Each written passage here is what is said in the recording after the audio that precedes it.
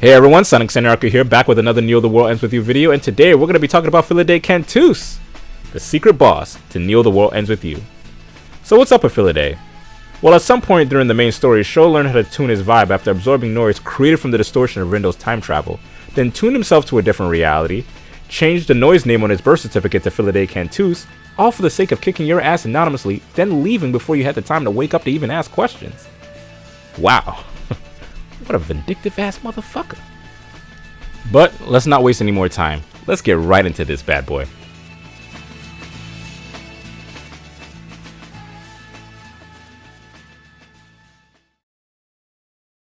Alright, dude and dudettes, if we're going to talk about Felidae Cantus, I want to get into the meat and potatoes of the boss battle, the depth of the mechanics that govern the way the boss battle operates. I can send you home with the simple advice that I think everybody knows. If you want to beat the boss, just equip a bunch of water pins, particularly a bunch of homing rocket water pins, and have equipped water affinity threads, and then just go to town on the boss. Just keep your distance, keep firing homing rockets, maybe have the headliner pin equipped so that you can power up your attacks, launch some water mashups here and there, and boom, you'll probably have the boss battle finished in a couple minutes. Yeah, that might feel satisfactory for you, maybe giving you that ability to relish in the fact that you were able to beat the secret boss. But what if you actually understood how the boss operated and how to go about taking advantage of the mechanics that the developers have gone out of their way to implement into this fight? Mastery over the Felidae Cantus boss battle requires at the very least a implicit understanding of what was going on during the Leo Cantus boss battle in week 3 day 4. So what was happening there exactly? Nagi states during the fight that in order to get the one up on him, we need to use his perfection to our advantage. Essentially what that riddle boils down to is that Minamoto's obsessive compulsive nature to counterattack everything that you throw at him when he begins to attack you can be used against him to make him predictable. This fact rang true specifically when Leo Cantus adorned the armor during the battle, and it was your prerogative to therefore try to destroy the armor as quickly as possible, using the fact that Minamoto actually bears his weaknesses during countering. So what does that mean exactly? Whenever Minamoto was in a counter state, as in like he was throwing a counter at you, whenever you hit his armor during the active frames of the counter, you actually inflicted more damage to the armor. And yeah, it's extremely beneficial that you destroy Leo Cantus' armor as quickly as possible, lest you deal with his desperation move. An attack in which he jumps straight into the air, shouts vigorously about how much he loves algebra and calculus, before slamming his foot into the ground, sending a huge shockwave across the arena, tearing the earth asunder, having lava plumes shoot out. It's so crazy, you'll probably see Satan's hand reaching out from hell, and that sleep paralysis demon that's bothering you at night all the time. Yeah, it's really that dramatic.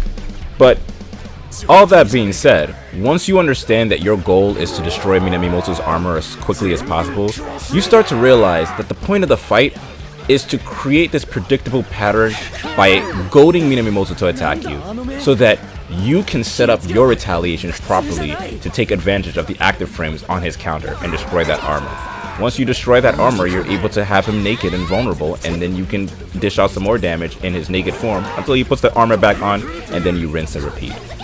Now, in the Leo Cantus boss battle, the fight doesn't allow you to take advantage of the armor destruction all that much. It's pretty negligible, to be honest. I just wanted to talk about the fact that the armor destroying component, the ability to do more damage to the armor, was something that always existed in the Leo Cantus boss battle, and it's been transferred over to the Felidae one in a very exaggerated way, as you'll soon find out. Now, Sho didn't seem too happy with his loss with you in week 3 day 4, and so he's come with a new pair of toys to prepare for the fact that he wasn't too happy that his counter strategy failed. So Sho learned his lesson after the week 3 day 4 boss battle against him. He no longer wants you abusing the weakness in his armor when he's trying to counterattack you. So now he has these eyes floating around him, so that whenever you try to attack him during the active frames of his counter, they activate and actually keep watch over the pins that just hurt him. He has 3 eyes floating around him, so he's able to keep his eyes on 3 of your pins. That means you're free to use your other 3 pins as you see fit, without any fears. So what do I mean by without any fears, that you can use those other 3 pins and not have to worry? Well, the 3 pins that he has his eyes on are actually how he sets up what I've dubbed his super counter. So if you attack him with a pin that has an eye on it, Sho will immediately attack with a really fast counter that is super powerful, and at level 1, you're more than likely going to die. Even with as many HP buffs as you probably have. These counters are super fast and they're super strong, as I've already mentioned. And they come in 2 different flavors. If you trigger the super counter while really close to Sho, he'll just lunge his claws at you to shred you up real good. It still does a lot of damage, so do not get touched by it at all. Alright? And the other type of counter is when you trigger the super counter from a faraway distance. Let's say that you trigger it with a projectile. A fire pillar will begin to erupt from underneath your feet while Sho flies at you with an aerial axe kick to your dome piece. Please do not let him hit you with the aerial axe kick to your dome piece. It hurts for a lot of damage and will kill you. And it's kind of tricky to avoid when you have a super fast fire pillar erupting from underneath your feet while he's also flying at you at the same time. So make sure you're really understanding when to find the right opening to attack. Now you're probably looking at me like, that's crazy. Why would I want to attack him during these super fast counters? That's because you actually get a hell of a lot more damage against his armor when you hit him during the active frames of his super counter. It's nuts the amount of potential damage you can inflict against the armor, especially when you time your attack just right against the active frames at Felidae's super counters. But that's exactly what you want. You want to goad Sho into attacking you in a certain kind of pattern so that you can better prepare your assault against his super counters. Fish for those active frames and try your best to get those hits in when you possibly can. You'll be surprised as to how quickly you shatter the armor, and it's gonna make for a very rewarding boss battle. So again, like the Leo Cantus boss battle, you are trying to get those retaliation loops going. And now that you have the element of super counters, you now have to take into consideration the counter loops along with the super counter loops. But once you get really comfortable with setting your own pace to the battle, your fights might actually start to look something like this.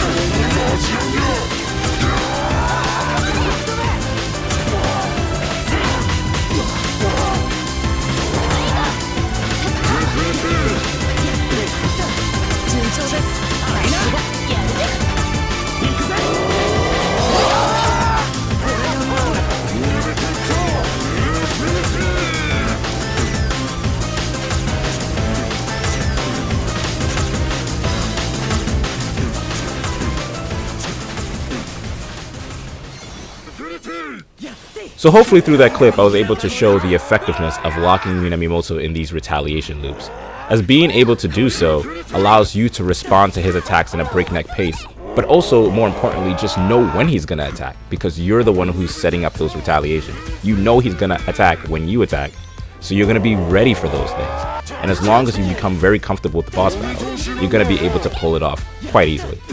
Now, you're probably thinking, oh well, big deal.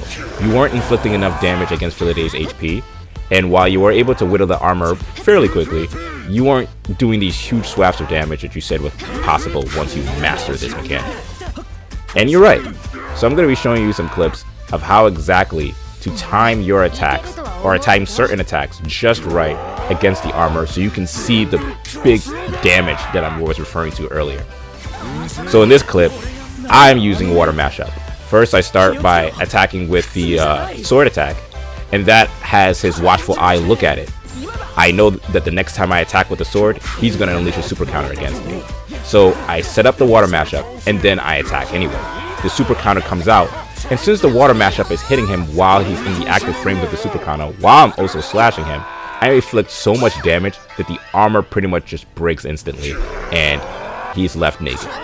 And as you can see there, look at the HP once the armor broke. That's the thing about Felidae Cantus' armor. When you break it, you are netted 10,000 damage points against his HP. That's insane. That means for a boss that has 60,000 HP at ultimate level, if you break his armor like this 6 times, you've pretty much won the boss battle. And so that's why it's so important to be able to understand the armor breaking mechanics so that you can inflict that heavy amount of damage really quickly. Let's say that you don't have your attack stats all the way through the roof, in the same way that I don't have my attack stats all the way through the roof. Well, if I understand how to damage his armor, I can win this battle quickly simply by just breaking the armor. And if I gotta make sure obviously that I break the armor fast enough, but yeah, once you understand the mechanics, you can do that. So another way you can go about trying to break the armor is, again, maybe using something like bombs. You can set bombs around him while, you know, triggering one of the eyes to watch one of your pins. Use the pin that has been marked by the eye right when the bombs are about to explode, like it is in this clip, and you'll see the amount of damage that gets inflicted upon the armor right away because the bombs are exploding during the active frames of the super armor. And if you're really feeling crazy, well, you can use parrying strategies. So start unleashing a couple slash attacks against Minamimoto, you know, or whatever pin of your choice. I like to use swords because it's right in his face. As you're attacking, right when you notice that he's about to use his super counter, throw up the parry and keep attacking. As you do that, the armor will shatter almost instantly. And then you've netted your 10,000 damage and Minamimoto is pretty much scared and shit in his pants. So yeah, those are the ways that you can inflict massive amounts of damage against the armor. Again, it's really all about proper timing. That proper timing is really going to save your ass, especially when you get used to it.